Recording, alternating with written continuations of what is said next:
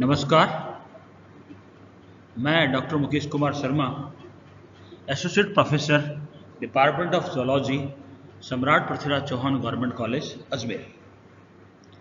पिछली क्लास में हमने इकोनॉमिक इम्पॉर्टेंस ऑफ प्रोटोजुआ के बारे में पढ़ना चालू किया था। इसमें सबसे पहले हमने प्रोटोजुआ क्या होते हैं उसके बारे में पढ़ा था। फिर हमने जो बेनिफिशियल जो प्रोटोजुआ होते हैं उनमें जो पब्लिक हेल्थ है, फूड है, कॉमन सेल है एवं सिम्बायोटिक प्रोटोजुआ के बारे में पढ़ा था। तो आज हम जो इकोनॉमिक इम्पॉर्टेंस है जो प्रोटोजुआ का उसके बारे में आगे पढ़ेंगे। सबसे पहला यूज प्रोटोजुअन स्केलेटन का कॉमर्शियल यूज क्या होता है उसके बारे में हम लोग डिस्कस कर रहे हैं। Skeleton of dead foraminifera and radiolaria sink in the sea and form oceanic ooze.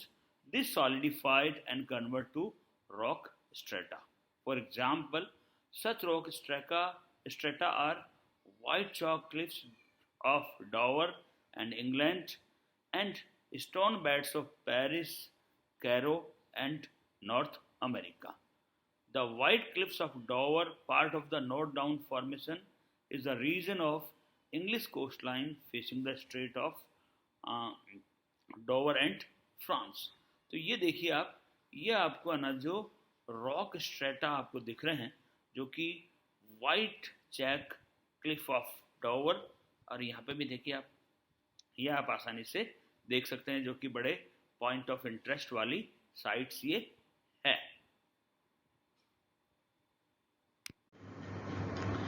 Most of the buildings of Paris are made of limestone composed almost exclusively of the cells of the foraminifera genus Millolina।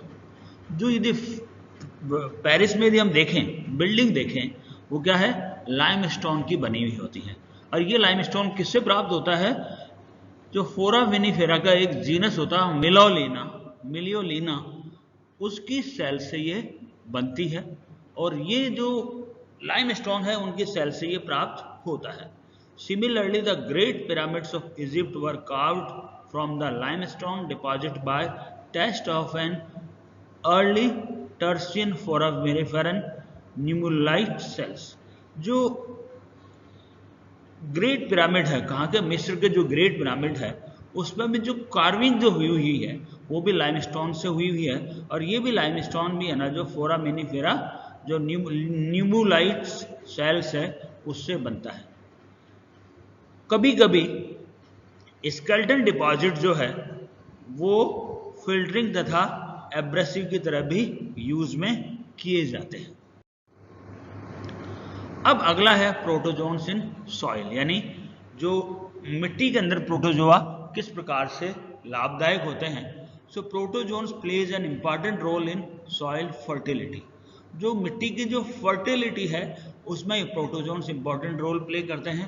The graze on soil bacteria and protozoan also excrete nitrogen and phosphorus. तथा ये protozoans क्या करते हैं, nitrogen तथा phosphorus को भी excrete out करते हैं, जिससे कि सॉइल फर्टिलिटी बढ़ जाती है। अब अगला 7th पॉइंट है zoological importance of protozoa. Protozoa की जो जोलॉजिकल इंपॉर्टेंस क्या होती है। These protozoans are ideal material for cytological, cytochemical, physiological, biochemical and genetical studies because of their small size, simple organization, quick reproduction and easy availability। अब आप सबको पता है ये कि जो प्रोटोजुआ है उनकी साइज बहुत ही स्मॉल होती है, इनका जो ऑर्गेनाइजेशन है वो बहुत ही सिंपल होता है, रिप्रोडक्शन इनमें बहुत ही फास्ट होता है तथा ये आसानी से कलेक्ट किए जा सकते हैं। इस वजह से ये इनका जो यूज़ है वो cytological studies, cytochemical studies, physiological, biochemical तथा जेनेटिकल स्टडीज़ में इनका यूज़ किया जाता है। अतः अब हम ये कह सकते हैं कि प्रोटोजुआ की जोलॉजिकल इंपॉर्टेंस भी होती है। अब अगला इंपॉर्टेंट पार्ट अब तक तो ये था, हमने देखा कि ये है ना जो यूजफुल जो प्रोटोजोआ होते हैं वो किस प्रकार यूजफुल होते हैं। अब हम ले रहे हैं हार्मफुल प्रोटोजोआ, यानी जो नुकसानदायक जो प्रोटोजोआ हैं उनके क्या क्या नुकसान होते हैं basically. So almost all harmful protozoans lead A parasitic mode of life. They parasitise almost every plants and animal including man and various animal. जितने भी हार्मफुल जो प्रोटोजोआ होते हैं वो क्या होते हैं basically parasitic mode of life रखते हैं, यानी क्या होता है उनकी परजीवी लाइफ होती है। और ये क्या करते हैं बेसिकली लगभग सारे जो पौधे एवं सभी एनिमल्स जिनमें कि मनुष्य भी शामिल होता है उनके अंदर ये परजीविक रूप से होते हैं।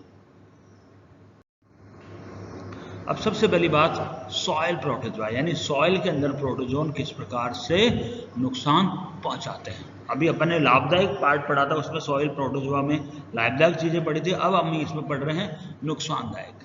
So several species present in the soil feed upon the nitrifying bacteria, thus declining their activity and consequently decrease the amount of nitrogen in the soil. अब बहुत सारी जो स्पीसीज होती हैं प्रोटोजोन्स की वो क्या करती है, जो नाइट्रीफाइंग जो बैक्टीरिया होता है जो कि सॉइल में प्रेजेंट होता है उसको खाती है। अतः क्या होता है इससे है ना जो उनकी एक्टिविटी डिक्लाइन हो जाती है, यानी एक्टिविटी उनकी कम हो जाती है, जिससे सॉइल के अंदर नाइट्रोजन की अमाउंट कम हो जाती है। और इस प्रकार के प्रोटोजोन्स क्या करते हैं, जो सॉइल है उसकी है ना जो फर्टिलिटी जो कंपोजिशन है उसको कम करते हैं, या सॉइल की है ना जो उपजाऊपन को कम करते हैं। नाइट्रोजन कम होने से क्या होगा, सॉइल उपजाऊ कम हो जाएगी, मिट्टी उपजाऊ कम हो जाएगी, और उपजाऊ कम हो जाएगी तो इस प्रकार क्या होगा, ये प्रोटोजोआ सॉइल को नुकसान पहुंचाएंगे। अब वाटर पॉल्यूशन, यानी जो प्रोटोजोन्स है ये वाटर को किस प्रकार से पॉल्यूट करते हैं। Various some are helpful in sanitation, other are responsible for water contamination, protozoans of faecal origin. अब क्या होता है आपको बताता हूँ, अभी हमने पिछली क्लास में पढ़ा था कि जो बहुत सारे जो प्रोटोजोन्स होते हैं वो सैनिटेशन में इम्पॉर्टेंट रोल प्ले करता है, लेकिन कुछ जो प्रोटोजोन्स होते हैं जिनका फीकल ऑरिजिन होता है ये क्या करते हैं, वाटर को कंटामिनेट भी करते हैं। जैसे एक टर्म है यूरोग्लैनोप्सिस। ये क्या होती है basically, the protozoans of faecal origin belongs to this category. जो फीकल ऑरिजिन वाले जो प्रोटोजोन्स होते हैं वो इस कैटेगरी में बिलोंग करते हैं, और they pollute water by producing aromatic oily secretion with bad order which is unfit for human consumption. और ये क्या करते हैं बेसिकली, एरोमेटिक ऑयली सिक्रेशन जिसकी की बहुत ही बदबू होती है उसको है ना जो ये वाटर में सिक्रेट करते हैं, जिससे कि पानी प्रदूषित हो जाता है, और ये है ना जो पानी ह्यूमन के उपयोग के लिए अनफिट हो जाता है। ये आप देख सकते हैं यूरोग्लैनोप्सिस जो प्रोटोजोन्स होते हैं जिनको कि 400 मैग्नीफिकेशन पे देखा गया है, और इस प्रकार के जो प्रोटोजोन्स होते हैं उनको मारने के लिए हम लोग कॉपर सल्फेट यूज करते हैं, इस प्रकार के प्रोटोजोन्स को किल करने के लिए। अर्थात क्या है, बहुत सारे जो प्रोटोजोन्स होते हैं जो कि जिनका ऑरिजिन कैसा होता है, फीकल ऑरिजिन होता है, वो क्या करते हैं, वाटर को पॉल्यूट भी करते हैं। अब अगला है ब्लूमिंग। ब्लूमिंग में क्या होता है बेसिकली, नॉक्ट्यूलिका एंड जिम्नोडीनियम जो प्रोटोजोन्स होते हैं जो कि बायोल्यूमिनेसेंट डायनोफ्लैजिलेट्स होते हैं, these protozoans multiply so extensively that the water become red with their bodies. The phenomenon is known as blooming and is the cause of red tides. ये जो protozoans होते हैं बेसिकली नॉक्ट्यूलिका एंड जिम्नोडीनियम जो protozoans होते हैं ये बायोल्यूमिनेसेंट्स होते हैं, और ये बहुत एक्सटेंसिवली डिवाइड करते हैं, मल्टीप्लाई करते हैं, जिससे कि पानी का रंग लाल हो जाता है, ये आप देख सकते हैं। और इस फिनोमेनन को हम ब्लूमिंग कहते हैं, और ये किसके लिए रेस्पॉन्सिबल होता है, रेड टाइड के लिए, यानी लाल ज्वार के लिए रेस्पॉन्सिबल होता है। Larger concentration of these leads to destruction of fish and even poisoning of edible mollusc. यदि इसकी कंसंट्रेशन, ये जो रेड टाइड है या इसकी ये जो ब्लूमिंग है, इसकी कंसंट्रेशन यदि बहुत ज़्यादा हो जाए तो ये क्या करती हैं, बेसिकली फिशेस को डिस्ट्रक्ट कर देती है, फिशेस को मार देती है, और जो एडिबल जो मॉलस्क हैं उनको भी ये पॉइजनस बना देती है, जिससे कि वो खाने के उपयोग में नहीं, यूज में होते हैं। तो इस प्रकार से जो ब्लूमिंग वाले जो प्रोटोजोन्स होते हैं वो पानी को दूषित कर देते हैं, फिशेस को मार देते हैं, और जो एडिबल जो मॉलस्कस होते हैं, जो कि खाने योग्य जो मॉलस्क वाले एनिमल्स होते हैं, उनको भी ये प्रदूषित कर देते हैं, जिससे ये मॉलस्का खाने में यूजफुल नहीं हो पाते। तो आज के लिए हम लोग यहीं पे ख़त्म करते हैं। अगली क्लास में हम लोग पैरासिटिक प्रोटोजोन्स के बारे में डिस्कस करेंगे कि पैरासिटिक प्रोटोजोन्स क्या होते हैं, कितने प्रकार के होते हैं, क्या एक्टोपैरासाइट्स होते हैं, क्या एंडोपैरासाइट्स होते हैं, और वो मनुष्य के शरीर में कौन कौन सी बीमारियां पैदा करते हैं अथवा विभिन्न जीवों में किस प्रकार की बीमारियां पैदा करते हैं, उसके बारे में हम लोग डिस्कस करेंगे। धन्यवाद। यदि आपको कोई प्रॉब्लम हो तो आप मेरे व्हाट्सएप नंबर पे अथवा मेरे ईमेल पे कांटेक्ट कर सकते हैं।